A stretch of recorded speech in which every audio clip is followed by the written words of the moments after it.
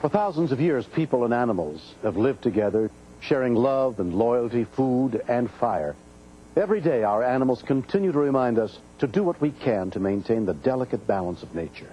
I'm William Shatner. Tonight, in a special episode of Rescue 911, we celebrate the special bond humans and animals share with true stories of extraordinary actions and the extremes to which we'll go to protect each other. We begin just after midnight on March 8, 1993, in Modesto, California.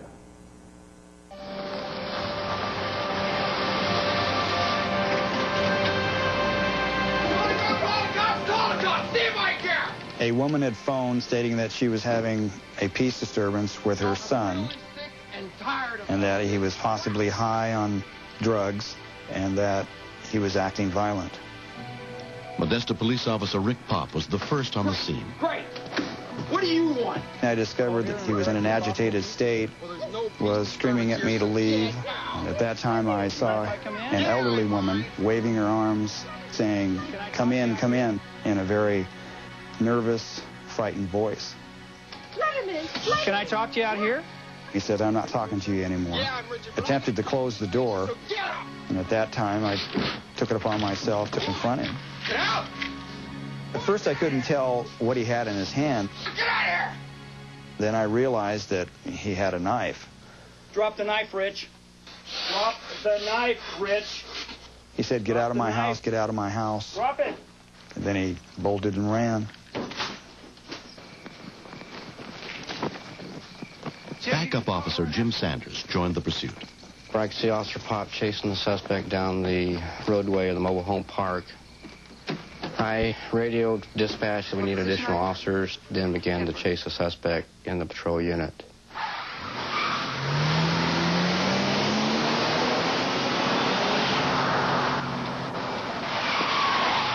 He held the knife out in front of him, threatening me. Drop the And knife, then he Rich. bolted back where he'd run from.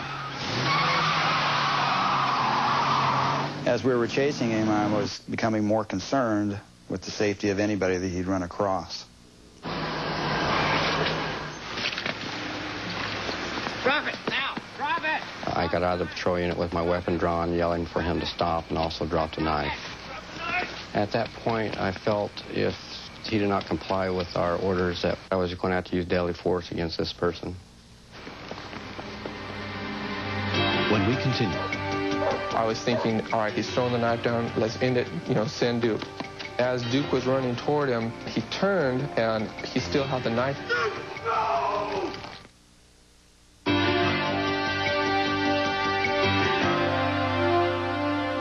When Modesto police officers arrived at the scene of a domestic disturbance, the suspect threatened them with a knife before fleeing on foot. Additional backup units en route included canine officer Gene Ballantyne and his partner of 4.5 years, Duke.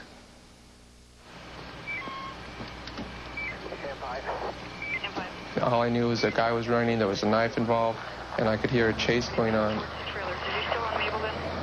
I could just tell this was not going to be a good situation that we were going into. I was just very nervous.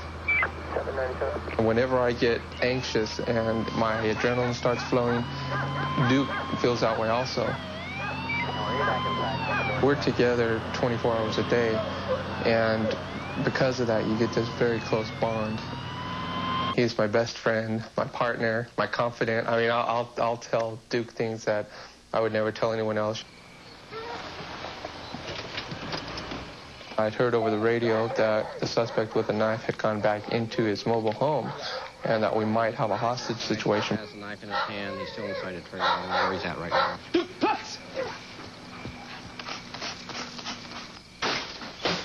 Get out of here! Leave me alone!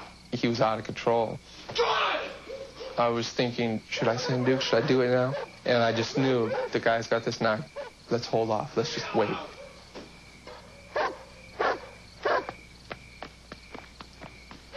I didn't think he had the knife anymore. So I was thinking, all right, he's throwing the knife down. Let's end it, send Duke.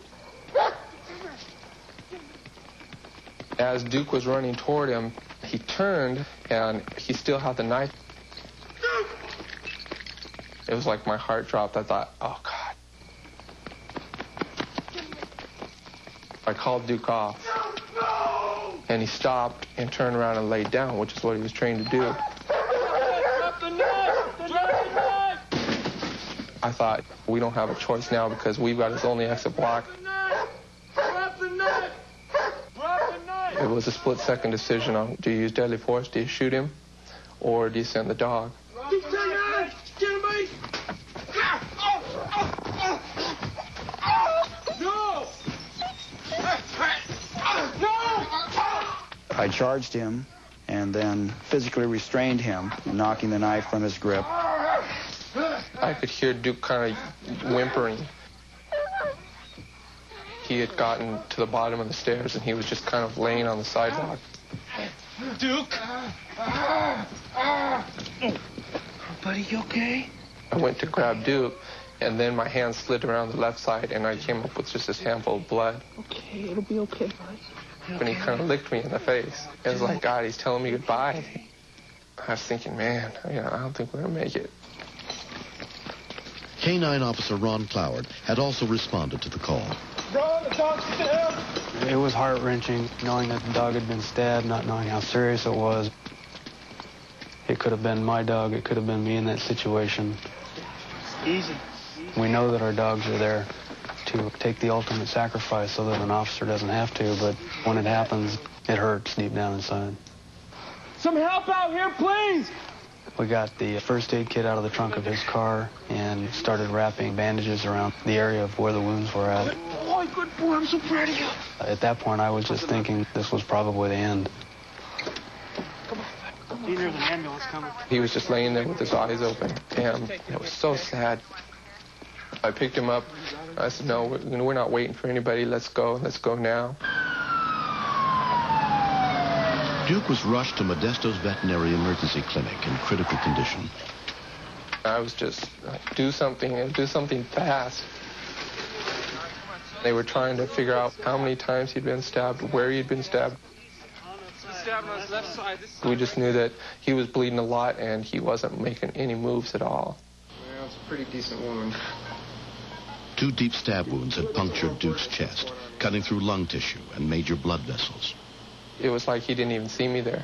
And that was the first time I ever experienced him not even realizing I was there. You can see how bad he's bleeding. It may not have changed yet, but let's take a look at it. Although Duke was stabilized, after 2 days, his condition had deteriorated so much he was transferred to UC Davis Veterinary Medical Teaching Hospital and put under the care of Dr. Janet Aldridge. He developed difficulty with breathing, and he was becoming very anemic. In my opinion, he was very likely to die within the next 12 hours. Well, I was watching because Although Duke was on medication and in an oxygen cage, his condition was not improving. He was alert and not resting until Jean was in the room. I could see by monitoring devices that when Jean was with him, the dog was more relaxed. His blood pressure dropped, and that he went to sleep. Better and better, Jean. That's amazing. So we invited Jean to be hospitalized with him. For the next 7 days, Jean never left Duke and even slept in his cage with him. We've relied on each other through our whole career. He relies on me for his safety. I rely on him for my safety. And here he had just done this for me, and it was real important for me to try and do something to help him. This says, to Duke, get well soon. You're a hero. We love you. The community support was amazing. It says, I hope to every day another box would come, and it would be just full of mail for Duke. There were get well cards from people that had drawn pictures and said, get well, Duke, we love you, come back home. And I read every single one to him. It kept me going, and I think that kept Duke going too. 2 weeks after the stabbing, Jean got his 30th birthday wish. Duke was finally well enough to go home. All of the nurses and doctors from the hospital were there. And we just had a huge party. They gave Duke a little diploma for being an outstanding patient in ICU. It was neat. It was a real neat thing. Again, that's Corporal Ballantyne and the Modesto Police Department and that dog Duke. Duke is retired now, I hear, and enjoying a life of leisure at home, but his boss still has to work. Duke's become kind of a local hero. He hates retired life, lays around the house now and does nothing but just get fat and think about poodles, but right now he's doing excellent. Thank you very much. The suspect who stabbed Duke was subsequently found guilty of multiple felony charges and sentenced to 11 years in jail. Just to see a happy Duke again and to see everybody giving him all this attention and all the support, I'm like a proud papa. That's my boy. He done fine. He did a good job. He saved a life that night, and I think he deserves all the attention that he can get. Corporal Valentine, thank you very much. Thank you, Duke.